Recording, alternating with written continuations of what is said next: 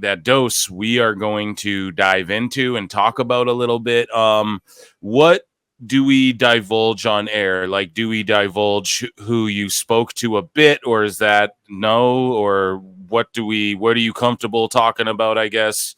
And should I just start from the top and start going? And basically you can stop me if there's anything you need to interject, or the only thing I will divulge I spoke to, because it's public already, is I saw a Stephen P. News segment or show on House of Kayfabe, which I think he does regularly, and I watched that. Beyond that, okay. So I thought maybe, I thought perhaps you were. I know, whatever. I'm not behind the scenes stuff, because like, that's all I'm going to divulge. I'm not going to divulge anything else. Even if you get it right or wrong, I'm not going to confirm or deny. There you go. Else. Perfect. No, that's perfect. Yeah. Okay. That's basically what I was getting at there. And I reached out to a few people trying to see if maybe someone would come on the show. I don't know. Reached out around as well.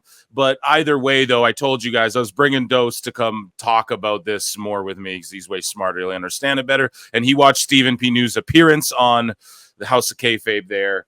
And so you have a better understanding. I haven't had a chance to listen to that. But basically, the Wrestling News AV, which I believe is Brian Last's company. No? Doesn't he own it? I'm not sure. But the story breaking. 3 former talents terminated by the company, AEW, have brought a lawsuit against All Elite Wrestling, among others. The suit, brought by announcer Kevin Kelly and wrestlers Brandon and Brendan Tate, was filed on August 30 in the Philadelphia County, Pennsylvania Court of Common Pleas by attorney Stephen P. New, call Stephen P. New, and Benjamin Beyer, and is seeking to avoid the arbitration clause of their talent contracts, as well as requesting the court certify a class action suit against AEW over claims the company is misclassifying its wrestling talent as independent contractors rather than employees. Shout out Jesse Ventura. And a lot of people are like, why aren't you doing this against WWE? And Stephen P. News like, I will, as soon as people are willing to stand up and go at WWE. He's like, I've been encouraging people for years to do it. And a lot of wrestlers have tried. And, you see Jesse Ventura and the thermite paint is back. Jesse Ventura's back at WWE. I don't know if you saw it, but he's back, and he tried to do it back in the day. You know what I mean? So this isn't like a new issue, but it's the fact people are willing to speak up against AEW now. Just to sort of recap with the boys situation, you guys know I've been talking to them behind the scenes. I told y'all they haven't divulged anything legal with me, so I'm going to put that out there. Disclaimer: I'm assuming and alleging everything, but I have been in touch with them since their release, and they thanked me privately for, hey, or they thanked me publicly too, but hey, you're actually covering this correctly. And they told me, they're like, lots more is going to come. I told you guys on the show, if I had to guess, something legal will probably come of all of this. They want to come on, and that's just based on the fact they want to come on the show, but they're like, we can't. We're just sort of figuring things out. So they probably won't be on for a long time, but I'm Team Tate over here. People misunderstood that whole situation from them. Basically what happened with their whole travel situation was they never in their history of working for AEW ROH or Sinclair ROH ever had to fly out of Nashville. That's why they live in Knoxville. That's why there's a good handful of wrestlers that live around that area too, because I believe it's just good for travel and making towns or whatever. But they never, even from AEW, were never. This was a friendly mayor.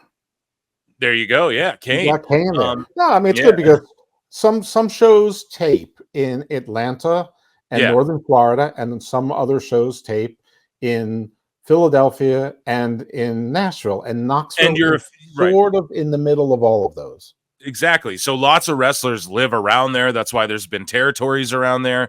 So it makes sense. It's like a neutral place. They live there because they're able to use the Knoxville airport or whatever. I don't know if it's someone else, an American would have to break it down for me. I'm a Canuck, but yeah, it's easier for them to travel. Now, out of nowhere, after asking for a week, hey, are we going to be booked? Hey, are we going to be booked? Hey, are we needed this weekend? And then on like Thursday, I saw all these texts, man. They kept getting told, we don't know yet. We don't know yet. We'll let you know. Like a day before, they get told, yes, we're going to need you this weekend. They get sent flight info. It's from Nashville, which is like 3 hours away from them. So then they message back and go, hey, is this a mistake? Like, we never have been flown out from Nashville. Like, is this some sort of mistake? And the travel guy gets back and he's like, well, what's wrong with it? And they go, well, we've never flown out of there, like, in our entire history. Like, we just thought is this a mistake or whatever. And the guy gives them new flight. He goes, don't worry, I'll get you new flight info. They never received the new flight info, and then they missed the Nashville flight. And they even followed up like, hey, are we getting that new flight info? I seen all this with my own eyes, okay? Mm-hmm. And so they missed the flight or whatever. Yeah, but they didn't just no-show a show. And then when they're like, hey, you guys missed the flight or whatever, and they went, yeah, we were waiting for the new flight information. Now, reminding you guys, there's two of these guys. They're twins. So there's two of them sending messages to these people. None of them are getting back to these guys, so, like, properly or professionally. And so they're like, well, no, rent a car and go up to Nashville or whatever. And they go, yeah, but the last time we rented a car and we're told to, because I guess in AEW you can rent cars, bring in the receipt at TV, and they'll reimburse you. You know what I mean? And the boys said, yeah, but last time we did that, like, we got in, like, they were clearly upset that we were getting a car, that they're reimbursing us for a car. So they're just like, we just want to, like, avoid all that, you know, we get our own car and when we land or whatever, but we just weren't trying to rent a car to go 3 hours to Nashville or whatever. Like, we just thought it was a mistake, basically. And then they get painted as unprofessional. Also, they brought up how Dalton Castle, they've been retweeting all of this stuff about how Dalton Castle, like, well, it's not about it. He did it blatantly on Wrestle Talk, buried them. And they told me behind the scenes, they're like, yo, Dalton's a piece of shit. Now, I love Dalton Castle as far as a performer. That was like a bomb. I was like, oh, and they're like, no, dude, he buried us, like, defamed us publicly on Wrestle Talk or whatever. They didn't use those words, but that's essentially what they were telling me, you know, like, this guy trashed us when we were still working with him on TV. Why would he do that? And yeah, there's a clip of it. They're not making it up. Ollie Davis is laughing, smirking about it when Dalton's telling them, trashing the boys who are part of his act. So I don't know what was going on there. And I don't know if he's going to get brought up in all of this. But yeah, I just wanted to refresh everyone with the boys. I know they get painted in this bad light, but to them, they just want the truth out there. Like, no, we're not unprofessionals who don't no show work. Like, that was a big thing to them. Like, bro, there's this narrative about us that isn't true. So when I heard they were a part of this, I was a little like, whoa, this is a huge like leap from, I thought maybe they were with Kevin, because Kevin got Kelly. If you guys don't remember, we covered it on the show. He went on Eric Bischoff and explained he's going to have to sue because he was defamed by Ian Riccaboni, who, what had happened was, Ian Riccaboni and Kevin Kelly are friends. They're in this New Japan Discord. I guess Kevin Kelly gave away tickets or went and saw this movie, The Sound of Silence, or what is it called? The Sound of Freedom, I think. The Sound of Freedom. Thank you. I keep calling it The Sound of Silence. That's like a Christmas movie or something, right? It's a song, anyway. Okay, there you go. Yeah, it's not even a movie. The Sounds of Silence. Simon Garfunkel. There you go. So he goes and sees that Freedom movie, and I guess that's a QAnon conspiracy movie, whatever that means. And I don't know how but again, not really the important part of this. Yeah, but what the important, I need to just bring it up because Riccaboni goes in the New Japan Discord and starts, like, trashing dude, and is like, I don't know if he called him a religious nut, but he's like, you know, he's a conspiracy theorist, whatever. And so Kevin Kelly goes to HR about it, and HR goes, basically just give him, like, the runaround, and then all of a sudden he's pulled off all these shows, and then he's eventually fired, and Riccaboni's got his spot on TV. Yeah. Can I ask you a question about them? Because I don't know the answer to this. Are people like Kevin Kelly and Ian Riccaboni, are they employees or are they also independent contractors? That's just it. That's what I believe the gripe with Kevin Kelly is, well, I don't know. You got to watch the Eric Bischoff interview because he brings this up a little bit, like the independent contractor versus employee thing, and I don't know. But they either are or not. I mean, they either get W2s. Well, that's the problem. Is that? Oh, sorry. Go ahead, Dose. Go ahead. I mean, you would know. I'm not talking about the misclassification. Like, we'll definitely get into that. But I mean, they know how they get paid. I mean, do they have a contract that says you're an independent contractor, or do they just have an employment contract? Do do taxes get withheld out of their paycheck, or do they issue an invoice, or they get paid a X amount and they're responsible for their own taxes? That's basically the simplest way to tell whether or not your employer or the company that contracts you considers you an independent contractor or not. And a lot of times, but I think that they're independent contractors, but I don't know that, because I know a lot of people in AEW wear more than one hat, and some of them have more than one contract. And that's just it, is that's where this whole thing, I think, that's where people are going to get lost in the weeds a bit. But and that's where I'm worried that these guys might have been, well, I don't know. People call this frivolous, but there's apparently some people in AEW, some talent who are employees, who have benefits, who get tax, and then there's a bunch who aren't. And let me tell you what I think about that, and then continue the narrative about Kevin Kelly's story. But I think that the people who are employees and wrestlers have two contracts. I agree with that fully, but then what about some of the wrestlers? I think they're going to be able to prove some of the wrestlers who are just the boys have employee contracts as well, or else I don't think they'd be dumb enough to go after, because that seems like a given. If you're a young buck, you have two contracts, right? So that's a given. But if you're like Jack Perry, is he an employee, or does he get little friendship benefits? That's what we're going to find that all out as this case, that's why I can't wait for it. It'll be so juicy. If it progresses, that's the big if. And some of these counts may be to help the chances of if.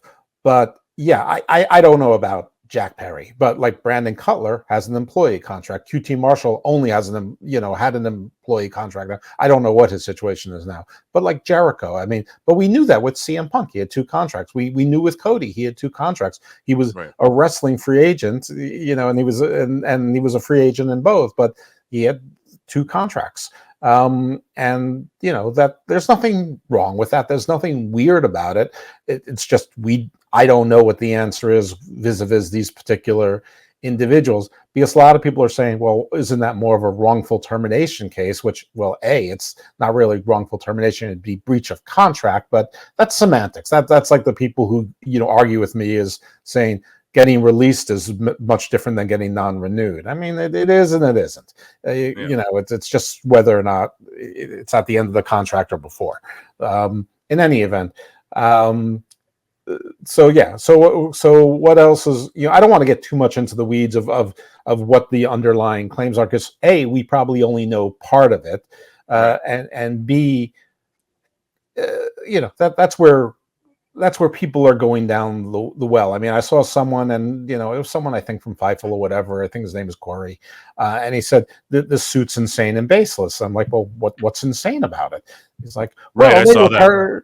Terrible employees, and they did this and the other thing. And one of them is a QAnon nut. I'm like, well, maybe not. But if you're talking about like someone's in QAnon, why isn't Jericho fired? His wife stormed the Capitol, for God's sake, or was there, and I don't want to get you or I in trouble, but it's like those details, those are issues for the trier of fact if it gets to that point. And I think that's why it's more, because one thing I will say about Stephen Pino, I've known Stephen a few years. And, I knew who he was before I knew him, and we got to know each other a little bit because he was working on a case where my client was sort of involved in the case, could have been a party. We worked it out that my client wasn't a party. They became a witness. And it wasn't because like I did any sort of great job or Stephen was so nice or anything. That's what made sense for his client and for mine. But and then since then, we friended each other on Facebook, and when I had Hammerlock Hangover, he was on Hammerlock Hangover a couple times, and so he was kind enough to send me his Ring of Honor stuff and the Ring of Honor contracts involving Kelly, what was his name? Kelly Klein, and it was Joey Mercury. I forget what his real name is. And we also had another employment lawyer on the week before, because Steve, what I'm building to is that Steve really does want to get these arbitration provisions stricken industry-wide for the workers, not just for the AEW workers, not just for the WWE workers, but for the workers. And he is truly committed to having wrestlers who are treated as employees, classified as employees, so they're eligible for benefits and they have withholdings, and these companies are big enough that they should get health insurance, and or that they can be unionized as employees or gilded as independent contractors, which would at least make them get available some of those benefits through the unions or the guilds. Like the Screen Actors Guild has health care benefits. Right. You can get into health insurance even as an independent contractor because it's one of those giant group associations. Remember, Obama was trying to make that sort of a thing, and it didn't quite happen. But people, you can retire, get $5,000 a month if you put, Screen Actors Guild. It exists, man. It's something like that should happen for wrestlers, dude. Yeah, right, and but he is trying to do that, and he was even looking into it. And he might still be, and because few people that are smart, and he is smart, pick only one track. You try to go on multiple tracks, and you just hope that one gets you to where you want to go. But he was looking into making some sort of group employer association type thing for wrestling organizations, so that they could bundle together like a small business, association to get some of those. Because that was made into law that you could do that, and you as the association could then, representing whatever 200 businesses, could have the buying power of IBM or Walmart or whatever, and get insurance policy from big insurers at group rates with they couldn't disqualify you for pre-existing conditions, and even if you were over 50 you could get life insurance, and things like that. I'm not saying every little one of those details is correct, but he was looking into that, and might still be, and was looking into building a not-for-profit, which may or may not have been created, or may not still be on the drawing board, to do just that, to be sort of that association, to negotiate this. So he, whether you like Jim Cornette, whether you love AEW, whether you hate WWE, whether you love WWE, what he's trying to do is for the workers to make things better for them. Now, others can, in fair mind and in reasonable minds and with good arguments, make counter arguments why that maybe isn't good for the industry or blah blah blah. But that's not the purpose of this. All I'm trying to say is that this is his cause. He wants to make those things happen, and getting rid of the arbitration provisions and getting rid of the independent contractor classification in these big companies where they exercise undue control over you, and getting some sort of unionization and or guild opportunities, or the big association to get opportunities to get health insurance and life insurance and retirement plans. That's his big picture goal. So people like to make fun of him. He's Cornette's attorney, or what's her name, girl, and saying with this song about him, which he liked, by the way.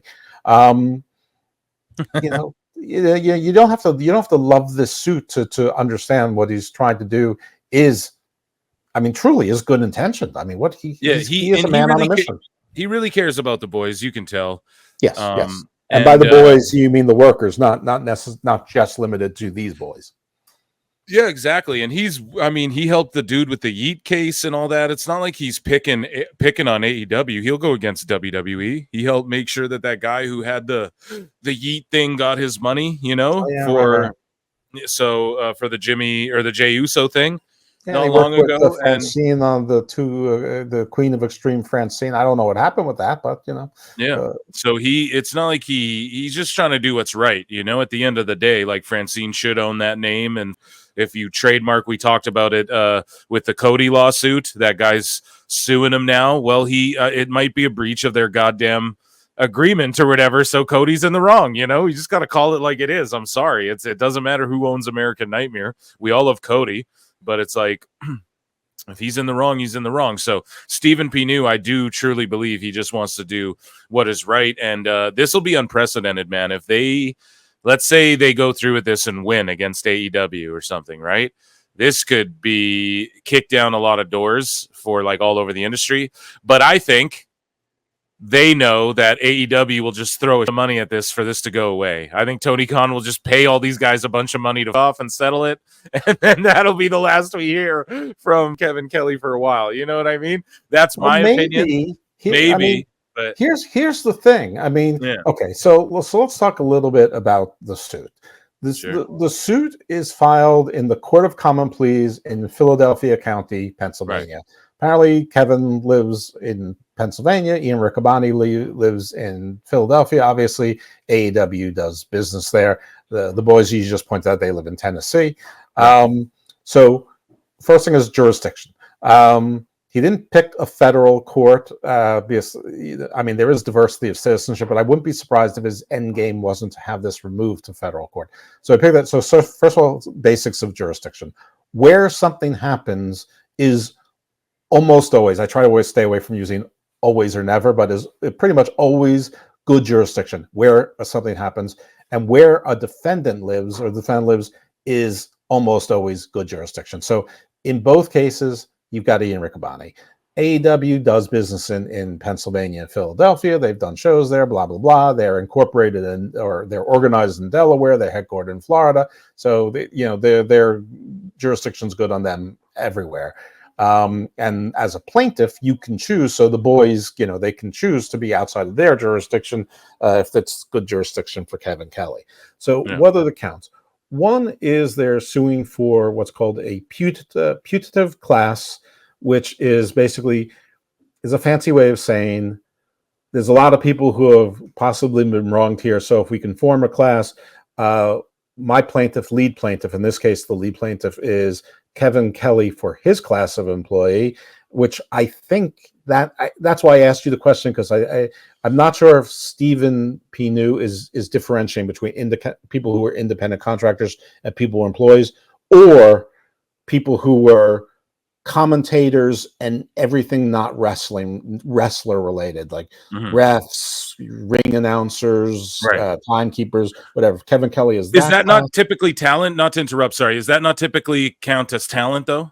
I don't know. I thought it was. I didn't doubt that until I heard him speak. So I'm not sure. That's why I thought Kevin Kelly might have an employment contract. Like maybe he had other jobs, like Tony Schiavone is like an EVP of talent relations. JR, I think, is an EVP of talent relations. Stuff like that. And the boys are the putative lead classes for the wrestlers who, and also maybe independent contractors. The underlying counts. So he's suing for declaratory judgment. Declaratory judgment is asking the court to declare something. And that something is that the arbitration provisions are non-enforceable. Like I said, this is one of Stephen's things. Now, I can tell you, because it's public record, he failed on this in Maryland in both state and federal court. Arbitration provisions are tough to overcome. So those of you who are mad at Stephen Pinu, you better hope he's got a big theory, because this is the same thing that Janelle Grant is trying to overcome against Vince and WWE. So when you take sides just based on who your favorites are, you can make a hypocrite out of yourself. Dude, apparently Stephen, to the evidence he's presenting, is like Meltzer, The Observer. I don't know, dude. All I hope is that texts between Tony Khan and Dave Meltzer have to be brought to light or something. I don't know if that could ever happen. Because that's later. That's not part of this yet. How counts work. Okay. So he wants to the court to declare the arbitration provision unenforceable. That means it has to stay in court.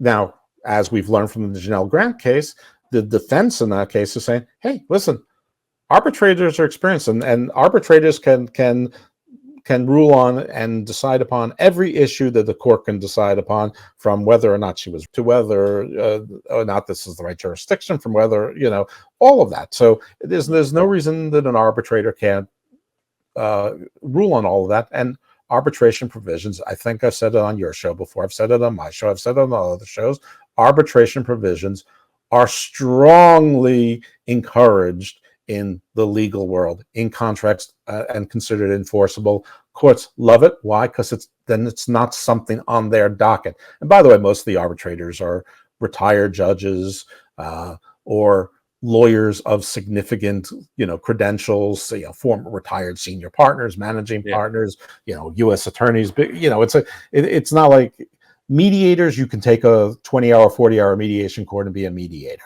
Arbitration it's different. That's one thing he's trying to get declared. He is also trying to declare that these employees are misclassified as independent contractors when they should be employees. Right. Now, the IRS has a test. I think it's 17 prongs. Every state has a test, or most every state has a test, and you'll see they don't exactly match with the IRS's, and you can play a little fun game of cross-referencing with your state Department of Labor and the U.S. Department of Labor, or the IRS, and the independent contractor test. But basically what it boils down is the amount of control the company exercises over you versus the amount of freedom that you have. So, right. I've been arguing for years that WWE talent are absolutely employees. I mean, they're down to their social media is controlled. Yeah, without question. Yeah. And AEW in the beginning, to what I think was its credit, what offered freedom. The wrestlers were doing all the indies. They keep their own IP. They keep their gimmicks. They can use their music, whatever the case might be. I mean, that's why AEW has such crappy merch, is because most of the talent owns their own stuff, and you don't want to make 200 different licensing agreements with the talent on splits and whatnot. I mean, so if Swerve is hot, maybe you do it with Swerve. MJF's hot, you do it with MJF. CM Punk was hot, you did it with MJF. I mean, CM Punk, but you don't waste time on. I don't want to pick on anyone, so I'm not going to pick on anyone. But the other 257 wrestlers who don't sell a whole lot of merch, So anyway, so there's that trying to make them classified as employees.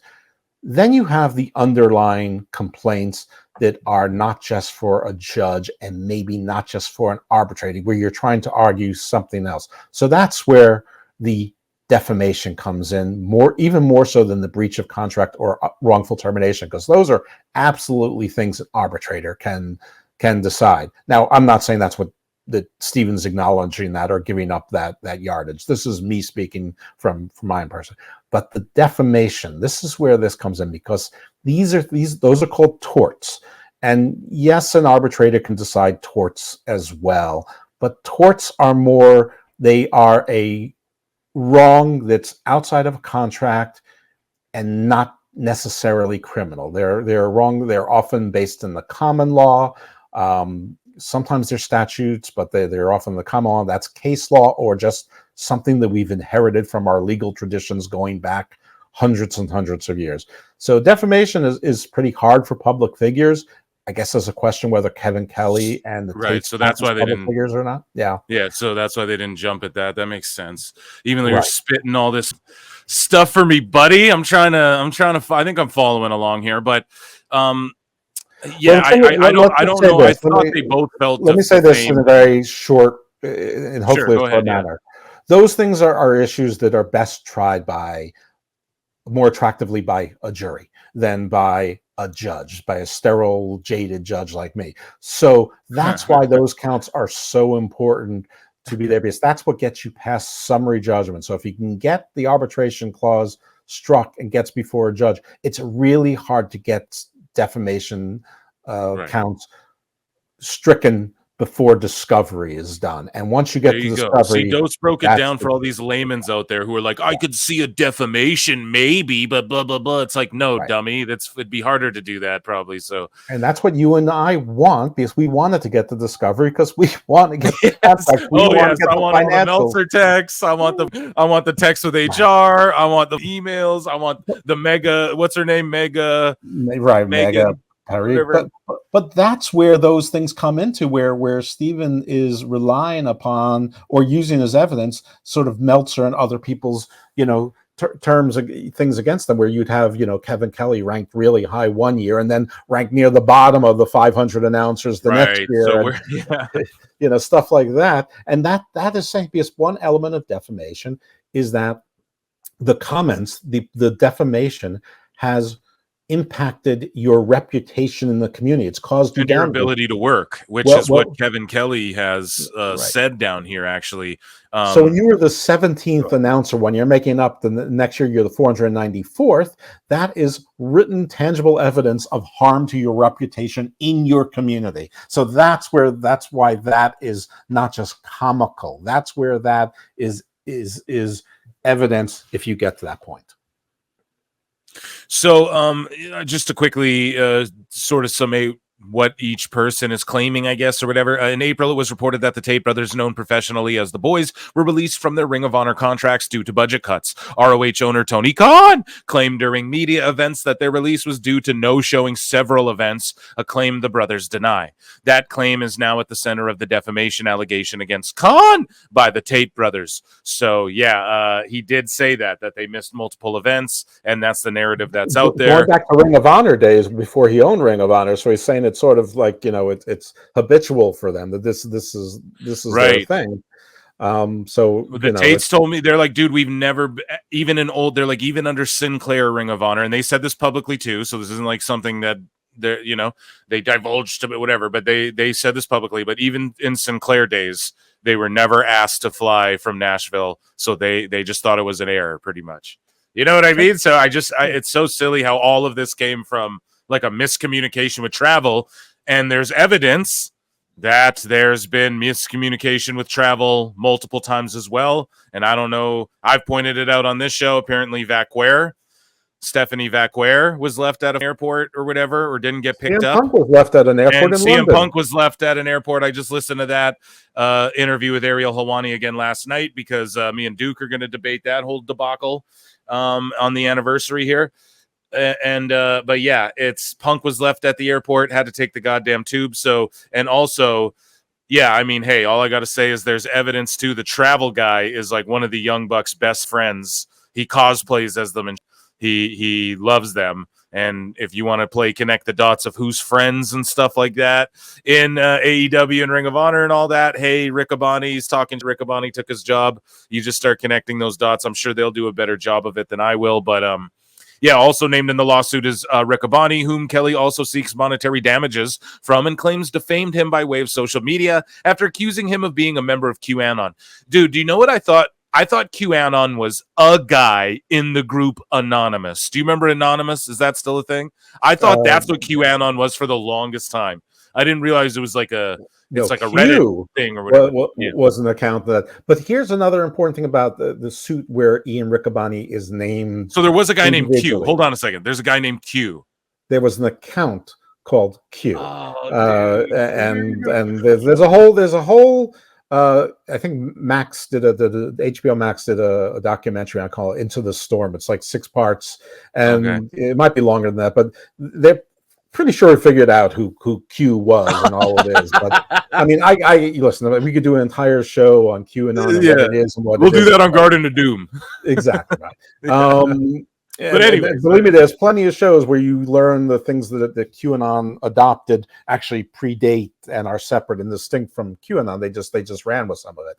Anyway, the reason why suing Riccaboni is integral because he's not really a deep pocket defendant, but he's not necessarily covered by any arbitration provision. He's not necessarily part of the am I an employee or am I an independent contractor. That's the case against Ian Riccaboni goes forward to court, and it's not in judicial economy to have 2 separate cases. So, Your Honor, don't enforce the arbitration provision. Let it all go before the Philadelphia court. Don't make part of this go to the arbitrator and part of it have to go to the court, and because all the defenses and the plaintiff's allegations and all the witnesses and all the discovery will have to be done twice then. So it's not in the interest of judicial economy, and so Riccaboni is almost like this anchor that's keeping the case in Philadelphia. That would at least be, I would assume that's part of the argument and part of the thinking. Certainly, and that's why you're here, Dose. You just piece those puzzle pieces together. I know it's boring, but there's reasons. No, so it's not. It's not. Why the listeners are going to love Riccaboni? He doesn't make any money. That's why you add Ian Riccaboni. Exactly, and also too, there might be. Well, I don't want to insinuate anything. I don't know any personal whatever, but like Kevin Kelly said it on the Eric Bischoff interview. He's like, Ian's my friend. Like we're literally.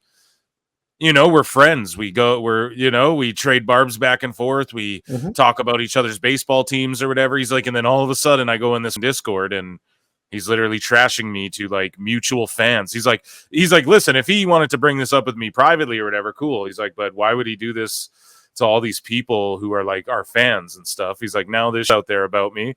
And yeah, I don't know. Kelly, who joined AEW in 23 after working as the English-speaking commentator for NJPW, was fired from his position as an AEW play-by-play announcer in March after he went public on his social media expressing his frustrations with the company and Riccaboni.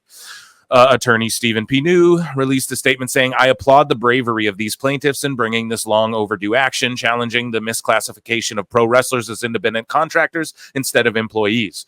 We know we are in for a long, hard fight, but in the end, I believe justice always prevails. So he also, Stephen P. New also followed up and said, how fitting and appropriate that on Labor Day weekend, a lawsuit is filed seeking to correct, among other things, the abhorrent practice of misclassification of pro wrestlers as independent contractors and not employees. All AEW wrestlers are now members of this putative class. So, yeesh, I don't know about... yeah. So I don't know about all that. What do you think about all that there? Well, that's one of the things I want some clarification. I mean, if it's somebody who's currently under AEW contract or somebody who was, and I'm not trying to tell anyone to do anything, but there's, people that you can think of that were under AEW sort of longer term contracts that aren't anymore, like a Big Swole, like a Peter Avalon, or what's in the Leva Bates, the librarian. Leva Bates, Blue Pants. Other people that they have released, they were under contract, that those are ones that you could think of. What I'm not sure of, does it apply to people who are under Ring of Honor contracts? We have no idea if there are any or how many are separately under Ring of Honor without AEW contracts, or if you're like appearance talent, like you see people who come in and out, like I think that Bounty Hunter Brian Keith for a while was on appearance talent. He's since gotten a contract. They said he's all elite, but I don't remember ever seeing one for Big Bill. I mean, I'm sure he's signed to something, but maybe he always was appearance talent. But anyway, someone who's no longer with the company, or with the company that's not necessarily thrilled about this, and wants to be a crusader. I mean, years ago, Soraya, she was all into this thing. I mean, I don't know, where her head's with it now, or whether or not the fight's out of her, or whether or not she's wealthy enough that she's not particularly concerned about that anymore. That's what it is. They make so much money when you're one of the boys and you start making that money, to where it's like, because even Ventura just said it on Giga Chad Van Vliet show. He's like, dude, he's like, I didn't give a anymore. I dropped the union thing because I got my money that I wanted or whatever. Well, so sure. That's literally what it is. When you get to a certain level, when you get to Becky Lynch level, or Rock level, or who you just brought up there, Saraya level, where there's movies being made about your life and you're a legit draw or whatever, you're a legit star and you get paid a big deal and everything. Yeah, you stop caring about that. Trust me, man. The money makes people stop caring about a lot of. It's hard to think of people of names of people who were with AEW and were there, plenty of times, but didn't sign a contract and or weren't signed some places. But I think like Amber Rose, is that her name? Or Amber Nova. She was there. Rose, is she like that's like Wiz Khalifa's wife or something like that? I have no idea. No, Amber Nova, Maddie Renkowski, who's Ren Sinclair. Maddie Renkowski, yeah, she's amazing. Yeah, but she worked for AEW for a bunch of shows. So what I don't know is that, and I'm not volunteering them, and I'm not suggesting that they're unhappy or were unhappy in any way, shape, or form. I have no idea. I'm just trying to think of people who I know worked with AEW more than once, but didn't have Slim J. Slim J is the perfect example. He went public. He's like, yeah, like they were paying me per appearance. I can't even. He's like, I wasn't making enough money to. He's like, I'm still living in it. I don't know what I got to do. He's all depressed. Yeah. So I don't know if they are people who are included in this class or not. That's something I would like to ask Steve. Are they included? Like Lufisto, the boys, I think we're getting paid for appearances, but they never told me that. I don't know that for sure, but I'm assuming that based off of sort of what you said. Like they kind of announce who, if it's like this guy's all elite, then they're signed. So like you said, Big Bill, Dalton Castle, these guys, I just think it's all. I don't know if they actually have deals. You know what I mean? Like fleshed out deals. Yeah. Yeah, so I'm not sure who is even eligible and who isn't. That's part of the tapestry of questions that I'd like to answer to see if some of those folks are eligible. I mean, Kylie Ray, who was there for a cup of coffee and signed an NDA, is or we think that's the rumor. I don't know that she did or didn't, but is she eligible? Everyone, I don't know for sure either, but everybody. Well, we'll talk about that too, but in a second. But everybody who leaves AEW's got to sign NDAs and shoot. Tony's got NDAs around everybody. That's how billionaires move in 2024. But Kevin Kelly also said that he was given a severance package. So I might have taken it out of the bookmarks, but he said that I was given a severance package, and then Tony Khan took it. Sorry about that, guys. He was given a severance package, but Tony Khan took it back when he refused to sign some paper, he said. And that paper is an NDA for sure. Like, I'm just going to go out on a limb and say it, or allegedly, I guess, because I don't know. But, yeah. Severance is interesting, though, because I don't know if he's just, again, in law, in the courtroom, in contracts, the words matter. For the regular person, it doesn't. So I don't want to sound like I'm being semantic, but severance is something for an employee. So if it really was severance, that's a clue that he was employed. Now, if he's just using that colloquially, like when the WWE wrestlers get released, they get paid 90 days on the non-compete. They're getting paid. They're still technically under the contract, and they're getting paid. That's not severance. That's we're paying you, to sit at home. So, but I don't know if he's calling that severance. But he said Tony Khan took it. He said Tony Khan took it back, though. Well, yeah, that's because he probably was being asked. And everyone says NDA like it's a bad thing, but it's usually part of a global release package. And yes, that would include non-disparagement and non-breach of confidential and non-compete, probably for X amount of time or whatever. I don't know what. I've had to sign NDAs just to apply for certain writing jobs, and well, there's very different. Oh, of course, then naturally, I tell people all the time that they need to do NDAs before they let somebody, work on their copywritten book or whatever. But anyway, the point is that severance. There's federal laws when it's severance. I mean, first of all, these kinds of agreements, you have 7 days to consider them. Then you have 21 days to have an attorney look at them, and you can change your mind within 21 days. But you might have to give the money back, or you may forfeit the money, depending on. So there's certain federal rights, but they sort of work both ways, because there's no right to severance unless it's actually in your greater employment contract, which indicates, one, that it's not in the greater employment contract, if in fact there is a greater employment contract. So, but again, I don't know if Kevin Kelly was just using severance because that's a term that everybody uses, or if it really was a severance package. But if it really was, that means he was an employee, not an independent contractor. It's all about what you say, dude. So lots of comments on this is at Real Kevin Kelly on X. Lots of comments on our lawsuit, and we will see what happens. I had hoped to settle this fairly and quietly with AEW, so he's down to get settled. And they're not going to say anything else. Your friends, the Tates and Kevin Kelly, they're not going to say anything else. And by the way, if anyone is listening, if you are someone who thinks you are in the class, or you're not sure, like you fit into one of the types of persons that I just mentioned before, don't say anything on X. Just contact Stephen P. News' office. I'm sure one of the reasons he's not in contact with me or other people is because he's probably fielding tons of emails, texts, and calls from potential clients. People, the more people who join this, the more likely it is to be certified as a class action. And most class actions, skip arbitration. Most class actions, it sort of escalates to the point where it must go to a court, and probably at that point a federal court, but not necessarily. But usually then it goes to a federal court, or you move it, because then you have diversity of citizenship, and the damages are higher, and it's just a whole different thing at that point. I want to see Dave Meltzer, Tony Khan text. That's all my fingers are crossed for, dude. No, I just hope, we all have our thing that we want to see the most, and that's fair enough. But yeah, so Kevin Kelly goes, and to my friend JR, this is not frivolous in the least. We look forward to what comes next. Thank you all very much. So good old JR, by God. And I don't know if I have a bookmarked here, but he said, well, it seems kind of frivolous, and Tony Khan's got deeper pockets than you. So you don't, and he wasn't saying it viciously, but he's like, you know, they got deeper pockets. So this seems a little frivolous. And I don't know if you want to go to war with Tony Khan, dude.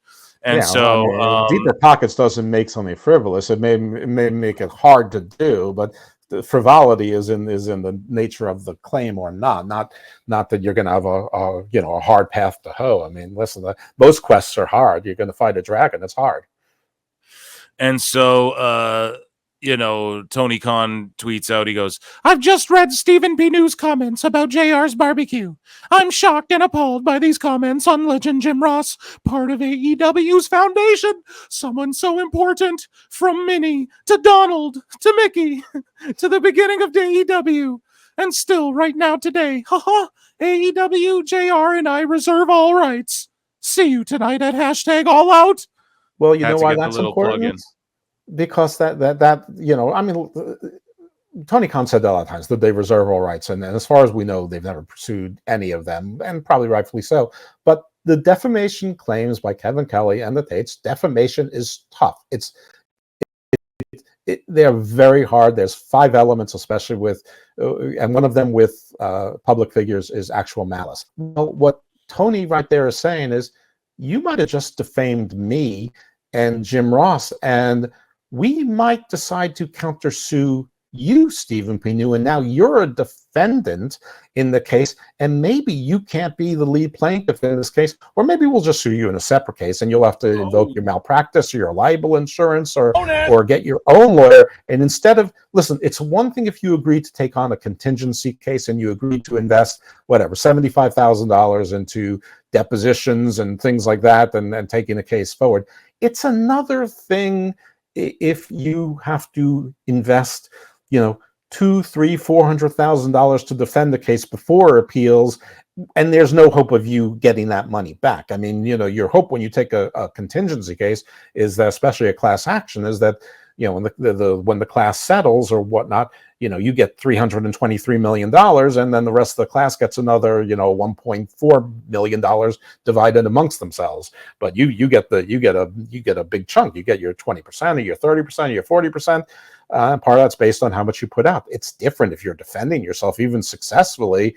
You defended yourself, but you're out that money, and then, you know, that's one of the things with Tony Khan is, or any wealthy person or entity, is they can appeal, and then they can appeal again, and probably, you know, you can. So, you know, it takes 13 years and $2.7 million to resolve one way or another, and you never recover that. So, you know, if you're suing on defamation, you got to be a little bit careful with what you say.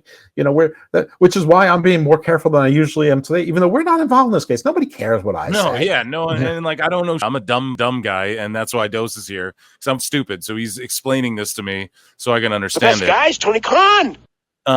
So, you know, he's got okay, but anyways, and this is all public, folks. I'm just reading you what other people are saying publicly. So there you got me and Dose ain't gotta worry about nothing. But yeah, so pro wrestling counselor though pipes in. He responds to Tony Khan. How I don't know, how has he not blocked this guy? I have no idea. But he goes, and this is Pro Wrestle Counselor goes, of course, you would be shocked and appalled by pro worker comments. You're a greedy billionaire, but you weren't shocked and appalled about the death threats he got from your freakazoids. You don't care about JR. You care about being liked by fat, smelly, sweaty incels. Oh, so here's Stephen P. New, I believe. He says, I need to make a response. JR, Jim Ross called this lawsuit frivolous. Well, let me tell you something, Bula Bula. This is not a frivolous lawsuit, and this is wild. P. New goes, you're part of the problem. You, Jim Ross, are part of the problem because you fed the guys in WWE as talent relations these crap contracts for a quarter of a century. You told these guys that it was the take it or leave it deal. He should have said all this in court, dude. What the? He's not in court yet, so. I know, dude. God damn, this would have been like a great speech, like to convince whoever you need to convince. But like, Yeah, anyways, you told these guys that it was a take it or leave it deal and that they needed to sign these crap contracts that were contracts of adhesion that they should have never signed, or they should have lined the arbitration provisions out of. And then he goes on to say, so I'm shocked in the least that you go on Conrad Thompson's podcast and say that this is a frivolous lawsuit. I mean, lose it. I might lose it. But by God, it's not frivolous. I can tell you that Tony Khan's paid JR a lot of money to do nothing for about 5 years now. If I were Jim Ross and I were living at Jacksonville Beach and making a bunch of money to not do much at all, I'd probably come out and call Stephen P. New's lawsuit also. Everybody's got a price. Money. Just kidding. And then that's what it sounded like. Yeah. So Jim Ross goes on to, Jim Ross says, people said, so this is back when I get, well, JR got, death threats about when he called the AEW title the WWE title or whatever one time on TV. But yeah, he's like, I got everything on that thing from people wanting me to die, etc. So Jim Ross, I don't know, pro wrestling counselor, I guess, thinks he's standing up for JR. I don't know. He's not really what we're focused on, just the information he's presenting here. So, yeah, I guess your thoughts on like what Jim Ross is saying, and then P. New went off on him there, dude, and was like, "You're part of the problem, Jim. Like you help her." But Jim was just doing his job. It's like getting mad at a cop for writing you a ticket for going 2 over the speed limit. Like, is it kind? But yeah, but he is just doing his job at the end of the day. I can't hate the player. I gotta hate the game. I mean, it's not even that. It's like being mad at the cop at the processing desk who has to take all your belongings before they put you into prison. I mean, he's just doing his job. Man, listen, I think that everything involving Jim Ross is unnecessary side noise, and it may or may not have caused Stephen a separate but related problem. But Jim Ross is a part of the suit, and him defending himself. And once you file a suit, you should make either extremely calculated statements or no statements at all. There should be nothing in the media unless you call the press conference or your publicist and you've looked it over time and time again. Other than that, it's no comment. And I know people get mad when Triple H or Cody don't answer the questions about the Grant suit. There's nothing they can say that's going to help them in that situation. And when there's a legal proceeding going on, you shut up. And so I think any of this is a bad idea. And I think that Stephen probably shouldn't take any of the bait. Jim Ross can say whatever Jim Ross wants to say because he's not a party to the suit, but he might in fact be a witness, so he probably shouldn't say much either. He got a little bit of the brushback saying, this is what you can expect, but I mean, Jim Ross may or may not have been a witness anyway. So I don't know. I just think it's side noise. That's fun for the internet, but it's not conducive to plaintiff or defense. So Brad Shepard pipes in at Canceled Unleashed, and he goes, it's especially interesting, just a funny handle. It's especially interesting that this lawsuit requests the court certify a class action lawsuit against AEW over claims the company is misclassifying its wrestling talent as independent contractors rather than employees. A class action lawsuit could force AEW co-owner CEO Tony Khan to reveal his true feelings on the rights and treatments of his contracted pro wrestlers. Well, we know because before AEW became a thing, which I'm sure this will be presented too, like when it was first starting, he was talking all that healthcare, and then they didn't contact Punk. Like there's proof of that. He had to pay for all his own. Women will get paid the same as men, and well, unless your name is Mercedes Moné, that's not true. And yeah, I mean, there's evidence of that. He just completely flipped the script on all of that. Right. And then I'm sure Andrew Yang will be. Where the f- is Andrew Yang in all of this, Dose? Come on now. Where the f- is Andrew Yang? Well, first of all, I think that's an interesting post by Brad. I think it's actually a lot of points. But yeah, in fairness to Andrew Yang, he tried. He got an arrangement with a labor lawyer's law firm office who is willing, ready, and able to field wrestlers' calls about doing maybe what Steven is doing now, or unionizing, or joining SAG-AFTRA. He arranged that. He got them all a number and he publicized it. You cannot force people to do it. Zelina Vega got rehired by WWE. She's never said a word, since, about it. And here's, from an economic standpoint, the wrestlers who are making the big money probably don't really want there to be a union. Maybe they feel differently about a guild. Because if I was in WWE right now at the top of the card, dude, I wouldn't want there to be one right now for sure. Well, I mean, listen, anybody who's ever been an employee, when you're an employee, that a bunch of stuff is taken out of your check for taxes and things like that. Well, there's a payroll tax. You pay half of it. The employer pays half of it. If you get health insurance, that your employer is paying at least 50% of that premium, usually sometimes more. There's also some other benefits, like a lot of times there's like small life insurance policies or disability insurance policies. There's the cost of HR. There's the cost of monitoring you. There's the cost of training you. So the point is, if you have employees versus independent contractors, your costs go up at least 40% immediately overnight. Well, where's that money going to come out of? It's either going to come out of the employee pay or it's going to come out of having less employees. So they know that there's going to be, if the costs go up by 40%, there's probably going to be 44% less of the boys, because companies are going to try to maintain their profits. Even in AEW doesn't have any profits. If Tony's going to make losses, at least he wants to make it on things he likes, like signing wrestlers or paying licensing fees for music or whatever it is that he wants to spend his money on. So that's the dirty secret about wrestling, is that everyone, the people who could really influence it don't necessarily want it to happen.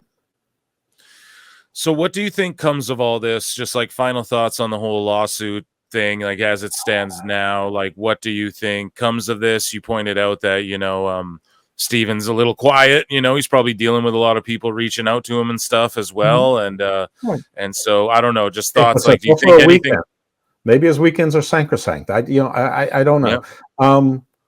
Just as a very, very, very general proposition, arbitration clauses are favored, and they have been historically honored for decades. And anybody who's in the law field, every month that you get 2 or 3 publications that you don't want from bar associations and professional trade groups and whatever, and they're all talking about the pompatus of ADR, alternative dispute resolution. Well, what do you think ADR is? Arbitration, mediation, ombudsmanship, and any word that you can think of, conciliation, any word you can think of that isn't clutter up my courtroom. Anyone who's ever been in litigations, if you've been divorced and if you've been in an acrimonious divorce, the court will bring you in for a scheduling conference, a status conference, a pretrial conference, another scheduling conference, discovery conference, a motions conference. They're going to have you come in 7, 8, 9 times to break you down so that you finally agree to go to a mediator or go into a room and let the judge broker the settlement, because they don't want trials if they can help it. I mean, and everything. There's lots of reasons why, but that's one of the reasons why over 90% of all cases, all ALL underscored 3 or 4 times if you need to, settle.